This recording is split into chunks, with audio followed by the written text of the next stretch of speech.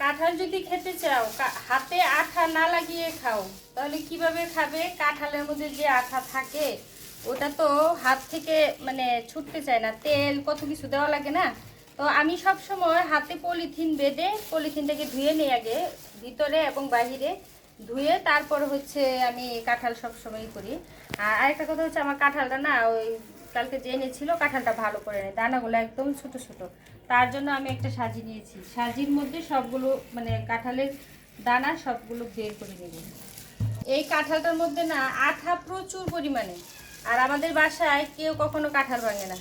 কেউ বলতে আমার যা তো ভাঙবেই না, ভাঙলে ওনার হাতে আঠা লাগবে, তার জন্য উনি কাঁঠাল ভাঙতে ভয় পায়। আর আমি সবসময় হাতে পলিথিন বেঁধে নেই। আর যেহেতু এগুলা এভাবে খাওয়া যাবে না, এমনিতে কাঁঠালটা মিষ্টি, বুঝতে পারলে, কিন্তু কাঁঠালটা মিষ্টি হলে কি হবে, কিন্তু কাঁঠালটা মানে দানাগুলো ভালো না। তো তার জন্য আমি এরকম একটা সাজি নিয়েছি, তার মধ্যে যে এরকম করে ঘুরিয়ে নিব। ঘুরিয়ে নিলে তালের রস যেরকম ওরকমভাবে রসটা পড়বে। তারপর ওটা দিয়ে তুমি রুটি, তারপর হচ্ছে মুড়ি, চিড়া, যে যা দিয়ে খেতে চায়। একটু দুধ হলে তো কথাই নেই।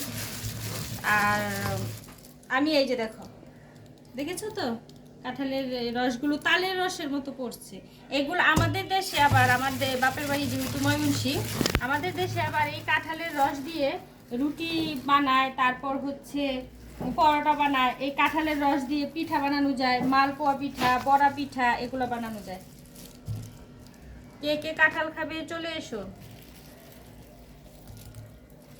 দেখো কতখানি হয়েছে। আমি পুরোটা কাঁঠাল দানা খুলি নাই, এখন যতটুকু খাবে ততটুকু, বুঝতে পারলে? এটা দিয়ে খেতে কিন্তু সেই ভালো লাগে। আর বিশেষ করে কাঁঠালের যে ইটা থাকে, ছাবাটা থাকে, এটা কিন্তু হজম হয় না। তার জন্য আমি মনে করি যে এভাবেই খাওয়াটা ভালো। কাঁঠালে প্রচুর পরিমাণ ভিটামিন আছে, সবাই জানো।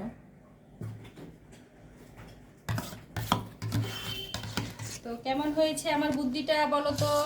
যদি ভালো লেগে থাকে অবশ্যই কমেন্টে জানাবে, ঠিক আছে?